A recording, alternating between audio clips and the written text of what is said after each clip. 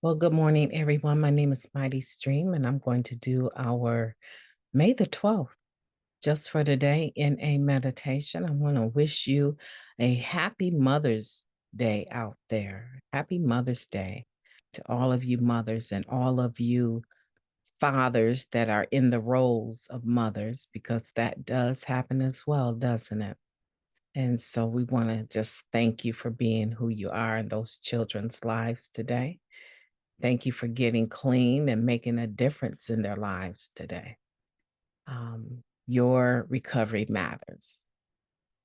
Okay, the title of the meditation is Living with Spiritual Experiences. Living with Spiritual Experiences. For meditation to be of value, the result must show in our daily lives.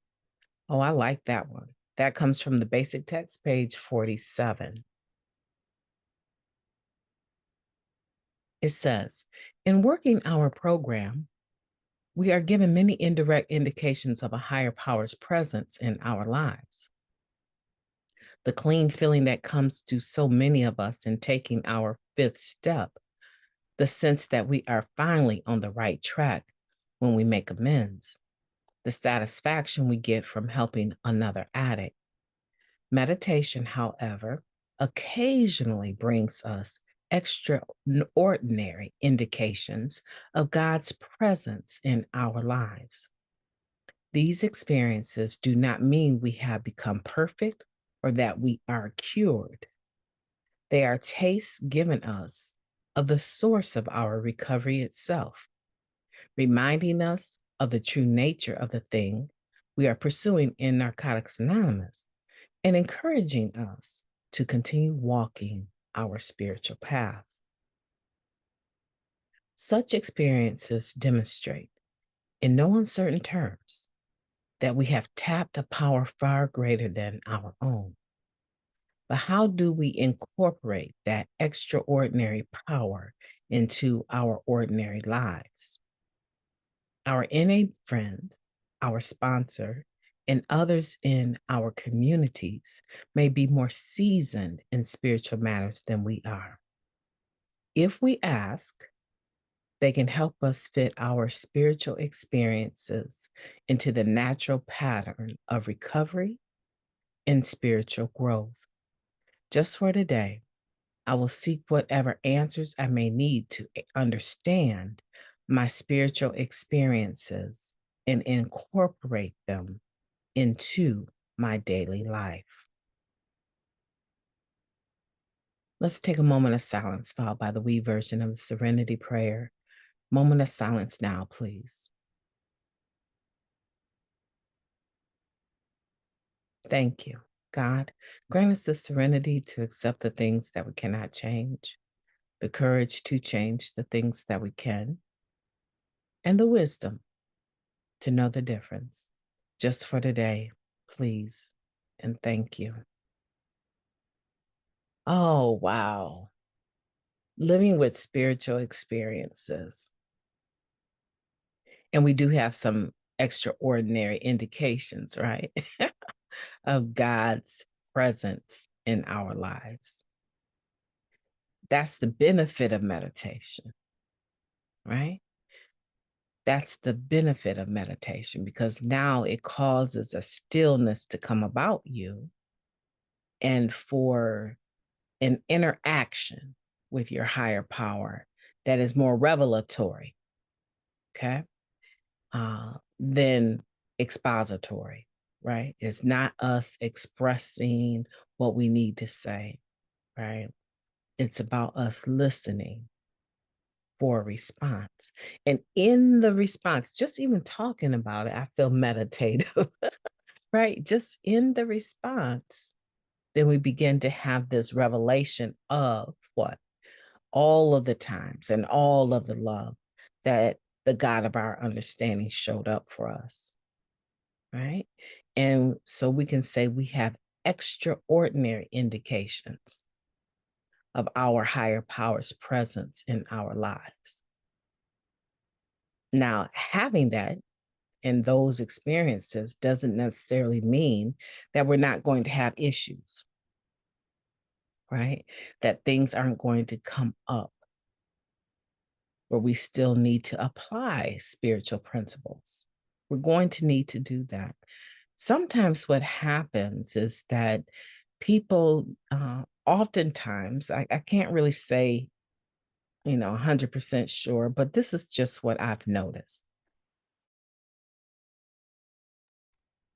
People that have come from a very religious background, right? They're more used to religiosity and they got waylaid somehow and got into, using drugs and the lifestyle that comes with it.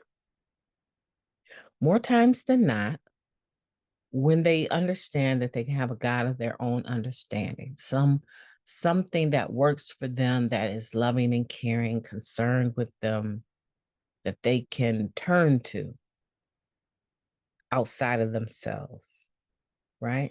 So it's greater. And sometimes people choose the groups, right, as a power greater than themselves. But at some point, they go past that and they choose a higher power in a relationship, right, that doesn't have anything to do with another human being, right, because it's spiritual in nature, not religious.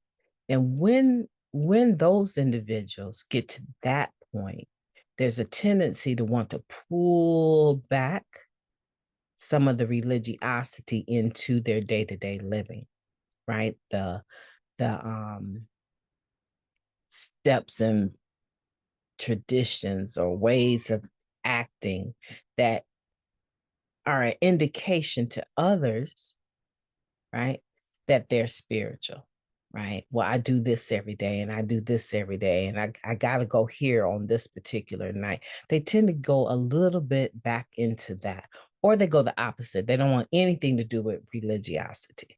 Now, I want to speak to that because that's my experience, right? I want to speak to that individual that came from a very highly religious program, stifling, very stifling, and left it, chose to use drugs and live that lifestyle for however long, got clean, and then were left with whether or not they wanted to pull some of the elements of the religiosity back into their spirituality. It's not uncommon for people like ourselves with our spirituality to enjoy doing readings, meditations like this on a daily basis, because that's part of how we were wired to begin with. It's not uncommon for us to enjoy that, right? So, what happens sometimes is that because we already have had an awareness of our higher power, of God, right? And now we're like kind of want all of that, but without the religiosity. Sometimes what happens is that we struggle to have a conversation without over spiritualizing every experience, even though I believe every experience has a spiritual lesson. And so when that happens, we can find that people are intolerant with us. And that's very hurtful, right? Because we're tolerant of their not having a higher power they want to talk about, or having a higher power they don't want to talk about, or not wanting to attribute all of the good things that happen to them to care from their higher power, right? We tolerate that. We understand that, right? And if like myself, you can agree, you probably have some friends that are agnostic, atheist, uh, Buddhist, Islamic, right? You probably have like a lot of friends that don't have the same higher power as you. Did that ever matter to you? Did it stop you from being loving and caring? I would say no, not unless I was being abused in some kind of way, right? And then I probably would have a lot to say because all of our higher powers should cause us to, all of our understandings, let me say that, of our higher power should cause us to be more loving, caring, and kind, not hurting people, right? That's the only time where I begin to have an issue. And even then, it's not my business. It's not my journey. It's theirs. But where I feel it imposes upon me in an unloving manner, then I'm going to have something to say, right? And I may pull that card. I thought you said that you have this wonderful relationship with a higher power that you choose to call God. And it causes you to treat me or someone else I care about that way. You need to get with that. I recently had to tell a friend that, I wouldn't care for how many people you pray for. If this level of arrogance and belligerence and ability to shame people is where you go with that, then I think that's a heart condition. And I think that you need to go a different direction. And you definitely need to stop fooling around with me. That's not an option, right? Gauging me on that level, that's not an option. I've had so much religious shame thrown on me. I don't have any tolerance for it today from anyone. I wouldn't care who they are, right? And so sometimes what happens is that we begin to worship those experiences, those extraordinary indications. And it's usually just because we're excited about about the good things, right? We're so excited about the saving factor of it, right? Like it's like, oh, it's almost kind of pronounces the fact that we had very little faith, and then all of a sudden, regardless to how little faith we had, our God came through. And so we're kind of like bragging, like, look at this, listen to this, right? But to actually be able to express that and share that with others, that's a privilege, first of all, to be able to do it. Because the world is pretty intolerant of anyone that is talking about spiritual experiences, unless it's on the dark side, right? The world is pretty intolerant. And so I tread carefully in that area. Yeah, I want to talk about it. I want to share it, but I'm not trying to promote the God of my own understanding, because I'm not interested in whether or not you accept the God of my own understanding from the point of view that your acceptance of what I believe in is irrelevant, right? Not that I wouldn't want you to experience the same thing that I do. That's not the case. But I'm not dependent on approval in that area anymore when I used to be. So when I'm sharing those experiences, I'm usually sharing them with people that I think have similar spiritual experiences, but I'm not going to worship those spiritual experiences, right? Because it says clearly here, they are taste given us of the source of our recovery itself, reminding us of the true nature of the thing we are pursuing in Narcotics Anonymous, and encouraging us to continue walking our spiritual path. They demonstrate in no uncertain terms that we have tapped a power far greater than our own. But how do we incorporate that extraordinary power in our ordinary lives? And it says that other people may be more experienced in that field. And we can ask them how they fit, spiritual experiences into a natural pattern of recovery and spiritual growth. And it all that it's doing is trying to remind us to have balance. That's all that is. Balance, right? Instead of worshiping and magnifying those experiences, make sure that we're living a life that is attracting other people to this spiritual journey that afforded us the opportunity to have those experiences, right? That spiritual journey for me is a relationship with God. I want my life to be an attraction to others for that.